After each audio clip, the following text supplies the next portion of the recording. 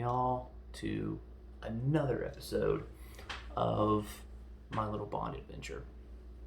Last time we talked about From Russia with Love, about how important it was, and I can't overstate how important that movie was. From Russia with Love, Steven Spielberg was obsessed with that movie. He watched it and he wanted Robert Shaw to play Quint in Jaws. He wanted Sean Connery to play Indiana Jones' dad in The Last Crusade. Without that movie, those two castings may not have happened. The rumor is that in between takes with Jaws, he would ask Robert Shaw questions about From Russia with Love. And in between takes on The Last Crusade, he would ask Sean Connery about From Russia with Love. So that's an important movie. And I said on the last episode that From Russia with Love started Bond fever. The movie I'm talking about today spread that fever like the plague. This was a huge movie, huge budget, made a lot of money, and made it to the point where Sean Connery couldn't go out without getting mobbed by women.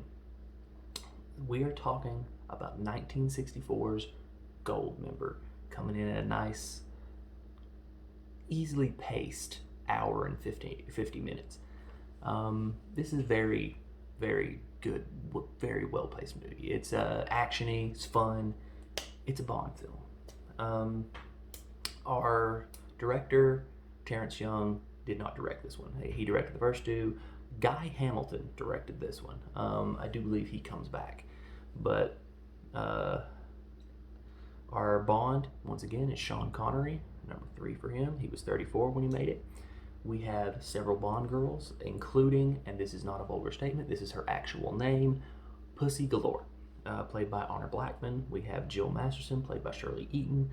We have Tilly Masterson, played by Tanya Mallet, and the unnamed Bonita, played by Nadja Reagan. Our villains, we finally get to meet Oddjob. Oddjob is not a super popular Bond villain. He's popular not because of the movies. He's actually popular because of the Nintendo 64 game GoldenEye, where you can have like a multiplayer game and basically kill each other. And if you're Oddjob, he's so short that you just shoot over his head, because in the game you couldn't aim down. So there's unwritten rules whenever you're playing GoldenEye with your friends. No Oddjobs, because Oddjob can shoot everybody, but no one can shoot Oddjob. And we have that Oddjob's played by Harold Sakata, by the way, professional wrestler. And we get the villain who has the namesake, Ari Goldfinger, played by Gert Frobe. Great name, Gert Frobe. And it is he's an interesting guy. Gert Frobe as Goldfinger is the reason why Goldfinger was actually banned in Israel for years. This movie was banned because Gert Frobe was a member of the Nazi Party. The ban was lifted years later because it came to light that he would actually use his Nazi Party influence to save Jews from concentration camps. So, a little light in the darkness. Not a whole lot of light in the darkness, but it's a little light in the darkness. But to pick it back up, we finally get to see the Aston Martin DB5. This is the car that Bond drives the most. He drives this in several movies, and it's an awesome car. The song Goldfinger, this is your theme song by Shirley Bassey. Like I said, this was an important movie. Goldfinger, very important. This is the first Bond movie to win an Oscar for sound effects. Now, I'm going to go ahead and say it, spoiler alert. If you're expecting me to ever say this Bond movie won for Best Picture or Best Director or Best Writing, it's not going to happen. These Bond movies could sniff an Oscar. There are 24 Bond movies, and this series has won 5 Oscars in total. 2 of them for a theme song, 1 of them for the sound effects, 1 of them for sound editing, and 1 of them for visual effects. So they're on the short list of the Oscars. The theme song is now on the long list because if you remember years ago, Adele actually won an Oscar for the theme song for her Bond movie. So it's you're not going to get, these aren't meant to be Oscar winners, but we're going to get right into it. Today I'm drinking cold brew with Fruity Pebbles creamer. Highly recommend it. I didn't think Fruity Pebbles would be good in coffee, but that's phenomenal. Anyway, so we start with our cold open. The Bonds always start with a cold open. Well, now they do. And in this one, we're having Bond doing his spy stuff. He's sneaking into a unknown facility disguised as a duck. Yes, you heard that right. There's a little ducky in the water, and you're like, oh, and he pops out, and he's dun-dun-dun-dun. Cool. He's all wet, and here's the thing. He was wearing a wet toupee. This is the first movie that Sean Connery wore a toupee. Sean Connery went bald at the age of 21. The first two Bond films, it was trick of lighting, camera, and makeup to make it look like his hair was not thinning. He's flat out bald in this one, and he's wearing a toupee. In fact, there's a scene where he gets out of the water, his hair dries really quickly, and he's setting the bomb, and you can see dark hair here, light brown hair here. He is clearly wearing a piece, and that's okay, because he's James Bond. He can do what he wants. I don't know why he just shave his head. Maybe if Idris Elba ends up playing him, which I'm totally there for. I would love Idris Elba to play James Bond. But so he gets there, he sets a bomb, and this is one of those classic things, like when you were a kid and you had silly putty and you like put it down, and you're like, oh, this is C4, and you stuck like a stick in it, and you're like, oh, let's go. Just like that. He like has this like putty, and he puts it in, it's C4, and he blows up for some reason. He blows up this thing for some reason. It's a distraction, I believe. The cold open is more for people who have never seen a Bond movie. It's like, this is Bond. He's a super spy. He's super smooth. And the bomb cold open always like this, and he sets up a bomb, does it, goes back to his room, and this is where we say, oh, and he's also a ladies' man, where we meet Bonita. Sorry, that is the only picture you can find of Bonita because she is not in the movie much. But he is going to get a little kiss action, and there's a great little shot where they're kissing, but she's looking off behind him because there's a bad guy behind him, and he looks in her eye, and you see the reflection of the bad guy in her eye, which is so cool. And he's like, oh. And then he turns around, uses the girl as a human shield. The dude whops her on the head. She goes out, and he just starts fighting this guy. He uses the girl as a human shield. Poor Bonita. This is poor Nadja Reagan, however you say her name. But he kills the henchman in a wonderful way, throws him in the tub. The guy is floating in the water, and he's reaching for his gun, but Bond slaps the heater. The heater goes into the tub, electrocuting the guy. And we get a Bond-esque shocking. And he looks at the girl that he just used as a human shield. Completely shocking. And then our title scene comes up. It's a wonderful opening. I love that cold opening.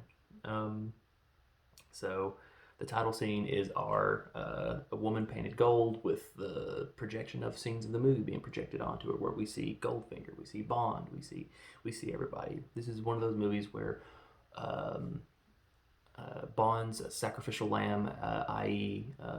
The guy from the guy from Russia with Love, the sacrificial lamb kind of becomes a woman now. So, but we have the gold woman with everything, and at the end of the movie, here's something about the theme song.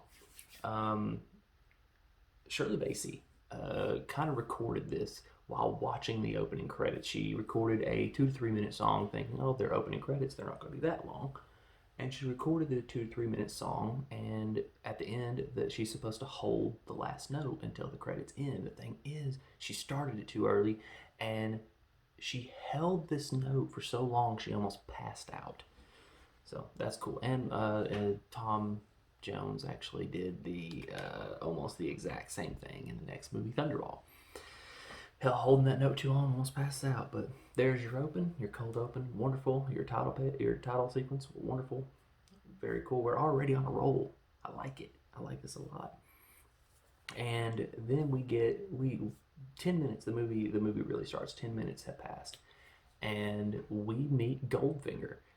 And Goldfinger is different from all the other villains we've dealt with. Goldfinger is in this movie throughout. He is the big bad, and he is torturing, or actually, Bond's torturing him through the whole movie. It's not just him standing in the background, making henchmen do stuff. He's actually in it.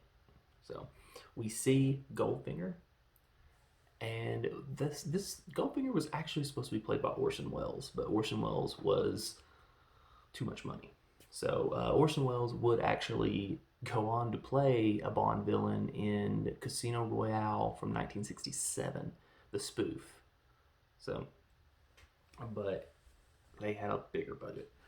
So we meet that, and we gotta learn who Goldfinger is, and he is a guy that doesn't like to lose. He's playing cards, gin rummy, to be specific, and he's got this thing in his ear, and he has someone telling him what the other guy has in his hand, so he knows what not to give him. And like, oh yeah, he needs kings. Don't give him any kings. And he's a cheater. He cheats because he doesn't like to lose. So there's another funny thing when he's playing these cards. You see him talking to the guy, but his lips don't exactly sync up with the words well. That's because Gert Frobe, his English was so bad you couldn't understand him, so they had to overdub his um his dialogue.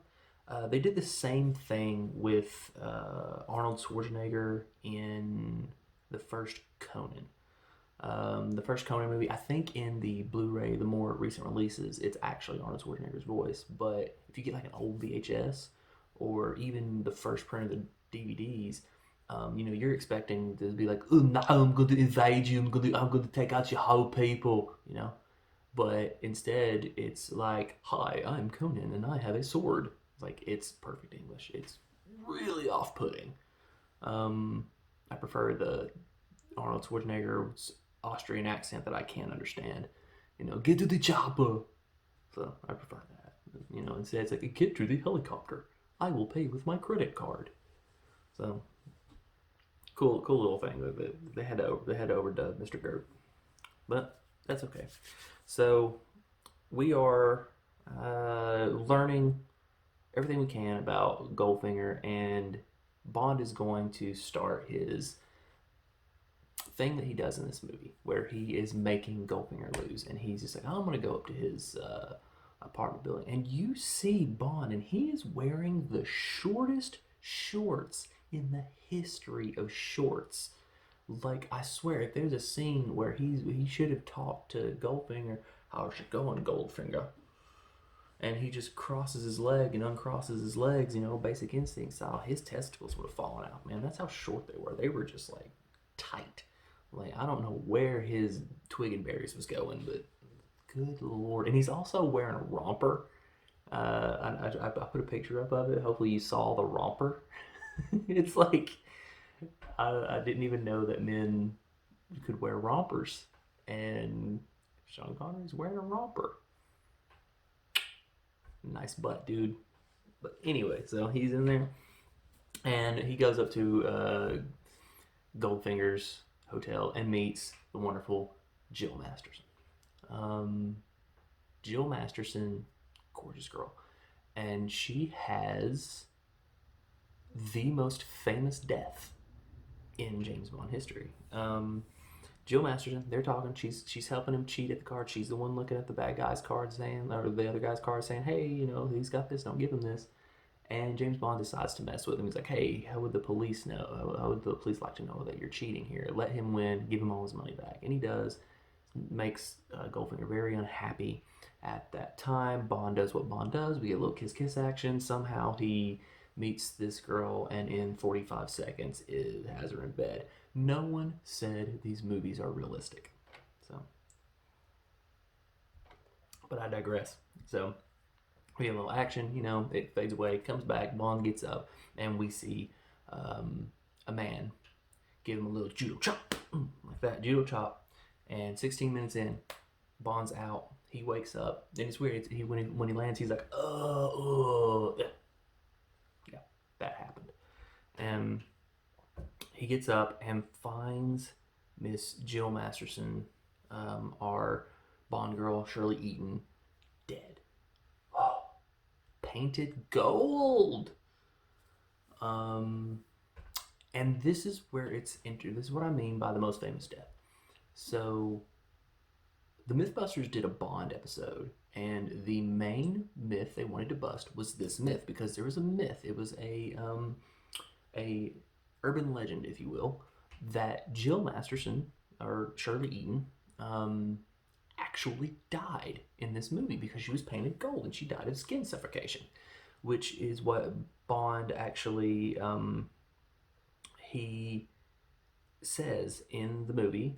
Yes, she died of skin suffocation. It happens to cabaret all the time. When you paint your body, you're supposed to leave a small patch in the back free so your skin can breathe.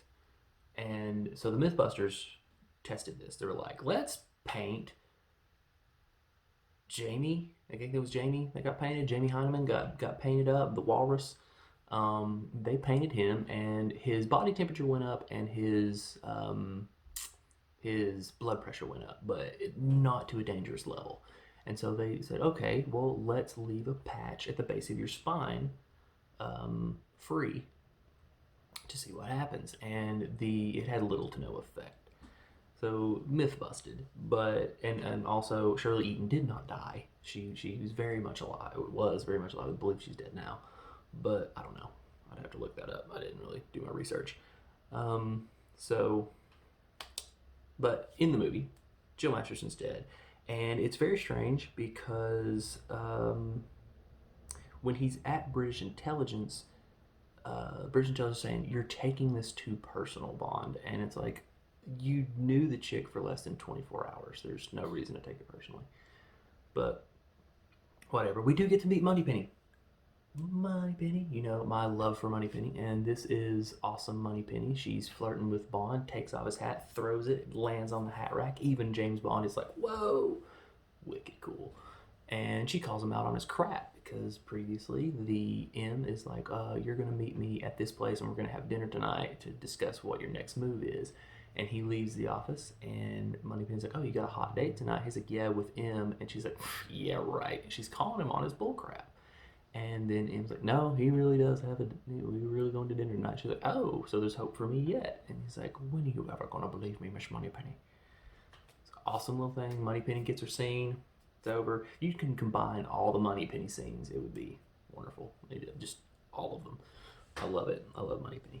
But before he gets to his date, we do get to see the Aston Martin DB5.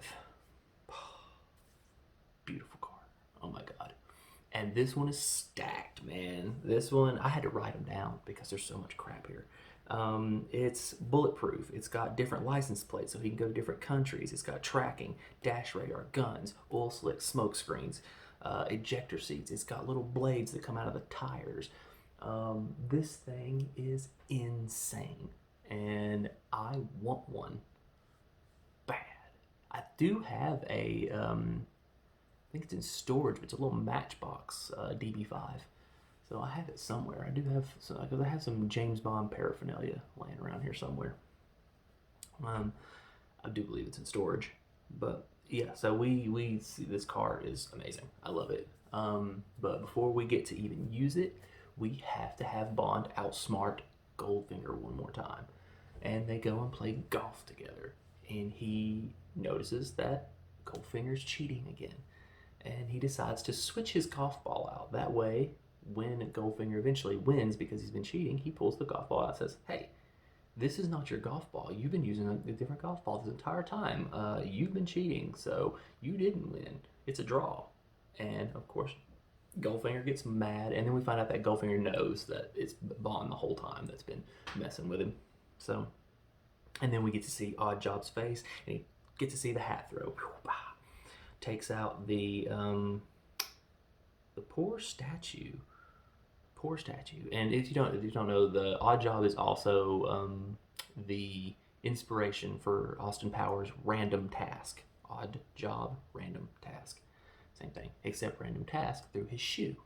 Odd Job throws his hat. It's a titanium lined hat, so it can, for some reason, knock the heads off of statues, but can't knock the heads off people. Whatever. Speaking of, 35 minutes in, Tilly Masterson arrives. She is the sister of Jill Masterson, the girl who was paying gold. Tilly Masterson is played by Tanya Mallet, another beautiful girl. She doesn't last very long. She's not in this movie. She's in this movie where it looks like she's trying to kill Bond, but Bond is chasing Goldfinger. It turns out she's actually trying to kill Goldfinger. It's very weird because she shoots at Goldfinger, but it hits next to Bond, and he even calls her out. He's like, yeah, you're a terrible shot. But he ends up thinking that she's trying to assassinate him, so he shreds her tires with the blades that come out of the tires of the Aston Martin. She goes off, and he's like, oh, well, I'll give you a ride. Of course he will, because he's James Bond. Shreds her tire, and during this chase, this thing has a fantastic score. Like, it's one of those, you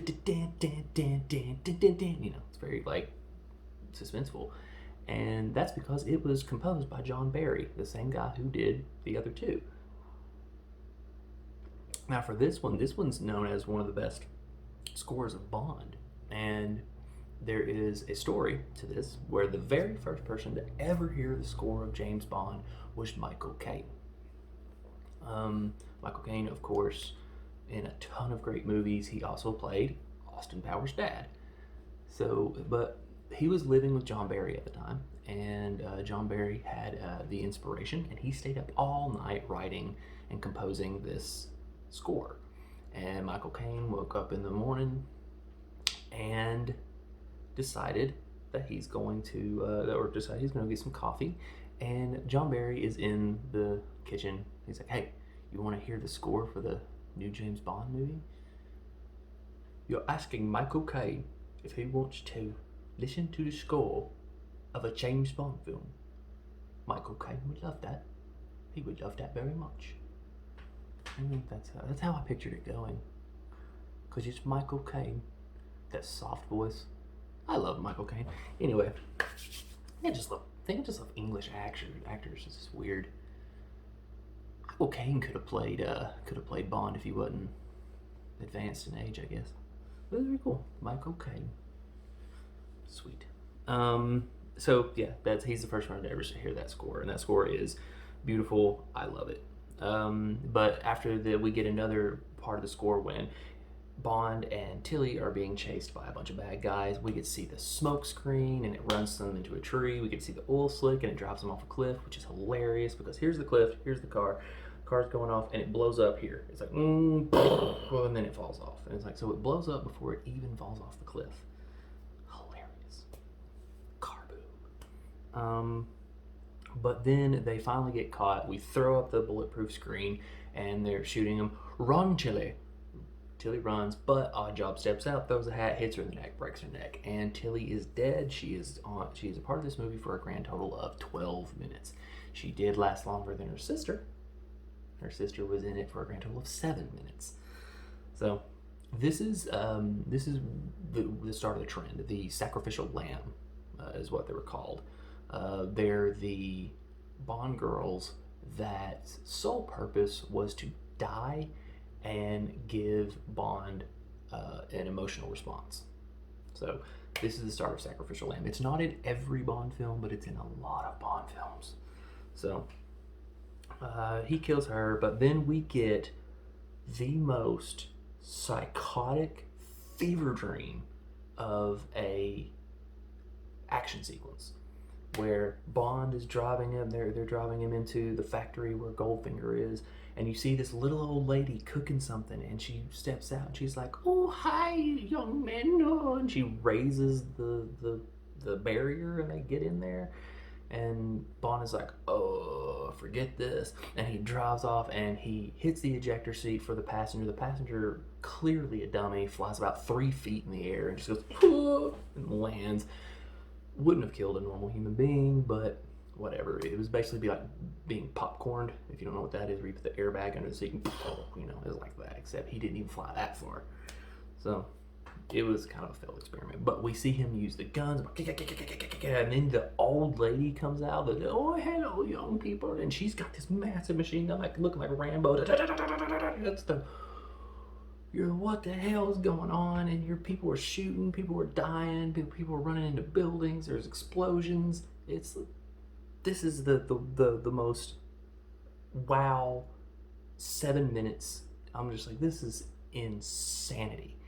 But Bond gets caught. He runs into the building. He is caught. And then we go straight into a torture scene that's even more crazy, where Bond is strapped to a freaking table and there's a laser beam going straight towards his crotch. Originally that was supposed to be a buzzsaw, but the director thought it looked too archaic and he needed something more modern and cool looking, so they chose a laser beam. And this laser beam is kind of going up, and we have one of the most famous lines, "What, do you expect me to talk? No, Mr. Bond, I expect you to die." Which, very famous line. And but he ends up talking his way out of it, being smart Bond. And he does not get his PP lasered with the laser beam.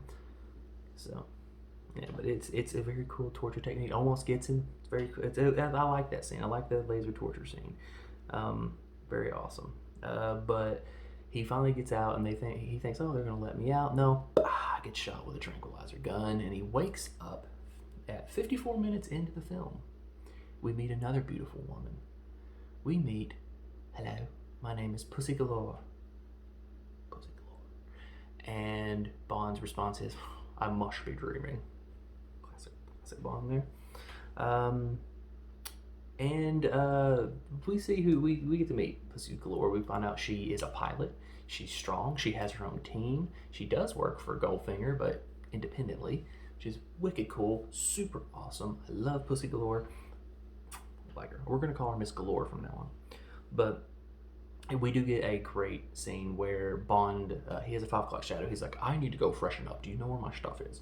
And they give him his briefcase, and he's in the bathroom. And he's about to get ready, and he sees a little dot, and he's like, oh, and this little Asian girl is spying on him, so he puts his coat over it, and she can't see. She's like, oh, but she goes over and she opens up another porthole, and he's going into the mirror where he's going to shave, and he opens that up, sees a little light, sees that it's a two-way mirror, and he sees that she can spy on that too, but he just closes that, opens up his case, and covers that up, gets his little tracking device out, puts it in his shoe, close it up.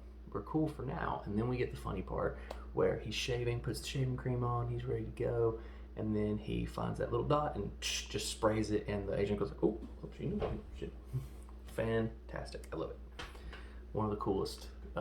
This was a very funny Bond. It has a lot of comedic moments, and I think it actually added to the tension. So you have tense moments, you have action, you have emotion. This is a great Bond. So far, I'll go ahead and spoil it for you. Easily my favorite Bond so far. But he does get put in a prison cell, which is fine. And he does do a nice little prison escape where he's kind of flirting with the guard. There's a little window, and he's pacing back and forth between his bed and the window. And every time he gets to the window, he's like, hey, walks away. Walks away.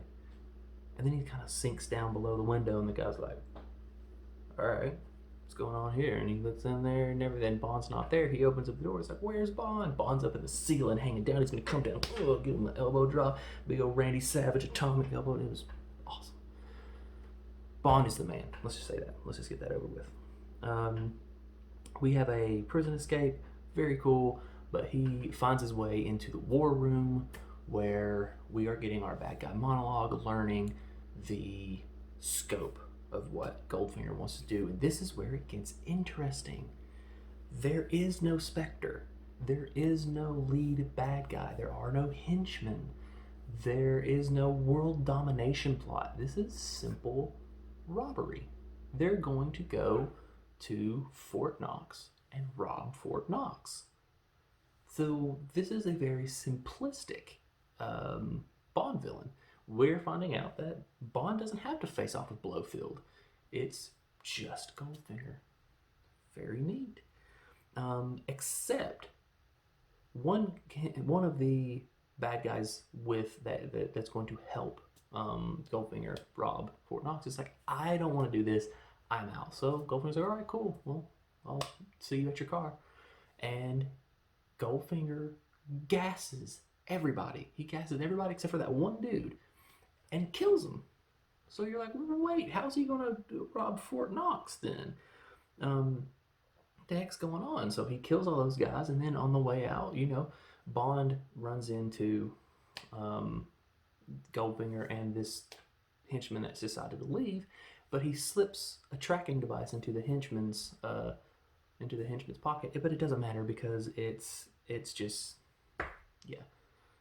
He gets crushed in a car, so it's a moot point.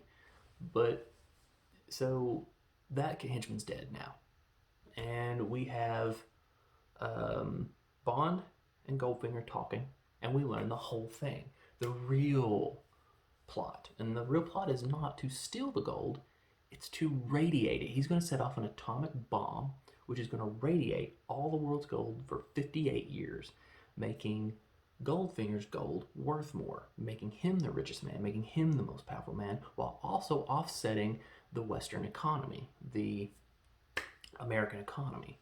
So it's actually a cool plot. After this, we go, and now I come to probably the most controversial scene in Goldfinger. If you look up Goldfinger, you'll find this scene. There's been a lot of articles written on it. But essentially, and I'm about to get real dark here, so essentially, people look at the James Bond, Miss Galore love scene as a rape scene. He does pull her into the barn. There is some what seems to be forced upon lovemaking, but upon this watch, I watched it. The director, the writer, Honor Blackman, Sean Connery, all of them have come out and described what this scene is supposed to be. And there's one article in particular that I'll get to. It was written that it's actually called James Bond is a Rapist. And it's all about this one scene, but I will get to that. So, watching the scene, they go into the barn, and Bond's trying to get a little handsy. Now, right before this, Pussy Galore is known for, she's like, your charms won't work on me, Mr. Bond. And then she takes him by the arm later on in the movie and says, hello, handsome. And she's kind of flirting with him, and even he's taken aback. He's like, whoa, what do you mean? Like, I thought you said it wouldn't work. She's like, well, now I'm not working. I'm not at work. So, But in the barn, he's getting a little handsy, and she judo flips him. And he's like, whoa, okay, cool, she can fight. He stands, flips her down, tries to get her up. She tries to judo flip him again. And the way it's described by the director and everybody is this is a one-upsmanship. They're fighting each other to see who can get the advantage.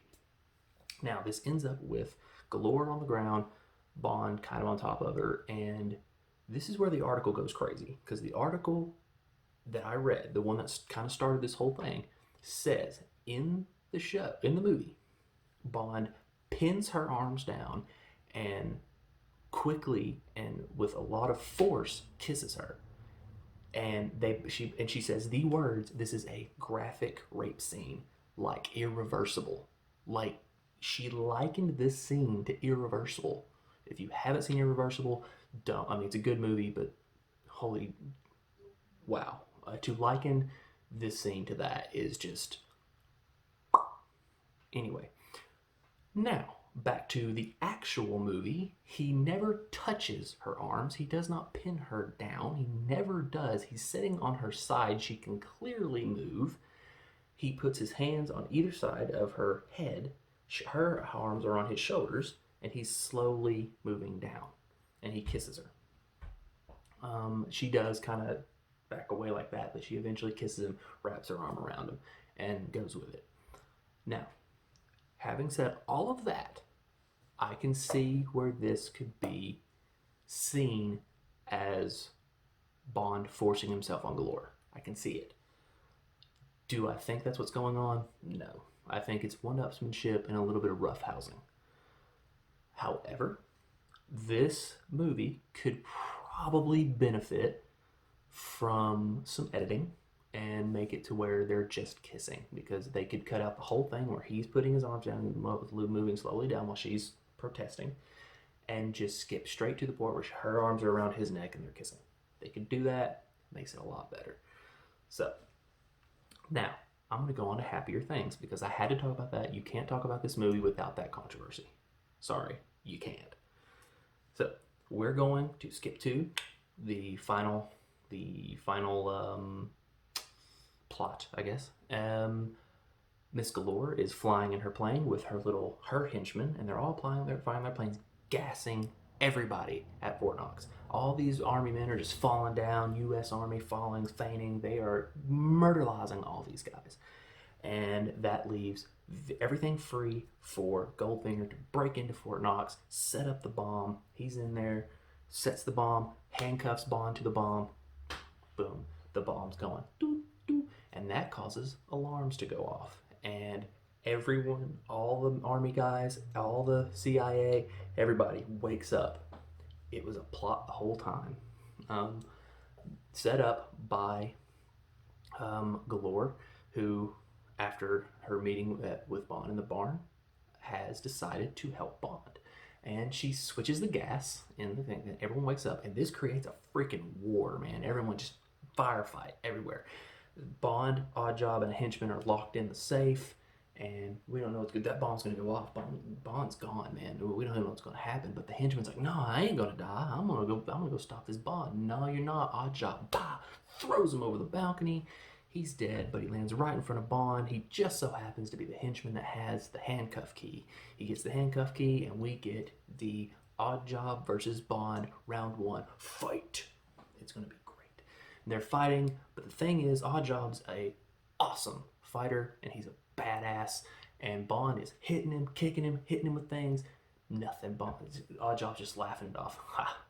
Takes off his hat, misses Bond, severs a wire. The wire's, you know, and Bond's still trying to fight him. Bond picks up the hat. He's like, I'm gonna take you out, but he's looking. He throws it. He misses Oddjob, lands on the bars behind him, and it's stuck in the bars. And Oddjob goes over there to get it. As soon as he touches the hat, Bond jumps over, grabs the wire, throws it into the bars. Oddjob's electrocuted and killed. Cool death, cool fight. I love it. Was it as cool as the Robert Shaw fight? No. But still a cool fight. It wasn't as cool as the Robert Shaw fight because Bond never really got the upper hand. So, very cool ending. But now we're like, oh, Bond's going to have to try to deactivate this bomb. He's having trouble. The U.S. finally starts winning. Goldfinger takes off. He dresses up as a general in the army and flies off with Miss Galore. Flying, he's gone, but that's okay. U.S. coming in, he's going to save the day. And Bond finally gets the bomb open. He's like, oh, I don't know what to do. The clock's ticking down from 2019, 18. He's like, what do I do? What do I do? He just grabs some wires. He's going to pull some wires. Luckily, at the last minute, some dude comes in and flicks a switch. Stops at 7 seconds. And Bond's like, oh, yeah. So Bond didn't actually save the day. It was this random scientist, which is kind of cool. And they actually touch on that later when he's like, oh, the president wants to meet you, Mr. Bond. No, but what about? He's like, nope, just you. It's like, oh, okay. Gets on the plane, we're going to fly, and Goldfinger comes back. Oh, show, the president wants to meet you too. It's like, no, you've interrupted my plans for the last time. Pulls out a gun in a plane. They blow out the window, and Goldfinger, this big dude, is sucked through a window. It's funny. And also right before it, you get some horrible computer graphics of Goldfinger floating in the air, spinning, and then being sucked out. It looked horrific, but it was 1964, man. We can't all be Planet of the Apes. So But we find out Galore is flying the plane. They're going down. They eject at the last minute, and the last scene is them with a helicopter looking for Galore and Bond, while Galore and Bond are hiding under a parachute, making out, making love, and the end. Bond will return in Thunderball. This was easily the best Bond I've seen. Super fast, super actiony, so much fun. I speak with a lot of passion on this one. Bond's body count is a 9. He killed 9 people in this. He made love with 3 women. It's just, this is awesome. My rating, 9 out of 10. Is it a perfect movie? No, but this is awesome. This is becoming a fun trip because I honestly haven't seen Goldfinger in probably 12, 13 years. And I forgot how good it was. A lot of these movies, like going forward, Living Daylights, let me just flip through my book here. View to a Kill, I haven't seen that in a long time. For Your Eyes Only, haven't seen that in forever. Moonraker, I've only seen that one once because I hated it, but oh well. I saw Man with a Golden Gun recently because it has Christopher Lee in it. Diamonds Are Forever, haven't seen that in forever. On Her Majesty's Secret Service, that's the one I'm looking forward to because On Her Majesty's Secret Service, I remember absolutely loving that movie. And for the longest time, On Her Majesty's Secret Service was my favorite Bond, and that's the one that no one talks about because it's George Lazenby, and George Lazenby is the guy who only played Bond once. And he's not known as a good Bond, and I'm like, I thought he was fantastic. So, George Lazenby, and I'm looking forward to that one. And that one's actually coming up. I got Thunderball next, You Only Live Twice, and then On Her Majesty. So 2 more movies, and I'm on Her Majesty's Secret Service. So, join me next time. We're going to be talking about Thunderball from 1965. Terrence Young is back. He directed the first 2 movies. This one won an Oscar as well for special effects, which is cool. We have a lot, I do believe, not 100% because it has been a while since I've seen this one. I'm pretty sure that Blofeld comes back. Yeah, Blofeld, I think it's Blofeld and Largo are the 2. Emilio Largo are the 2 villains in that one, if I'm not mistaken. And we get one of the coolest Bond girls, Domino. Very cool, man. Very excited about this. So, oh, and theme song by Tom Jones. It's not unusual. Yeah, you know him. So, join me next time. Thanks for watching, y'all.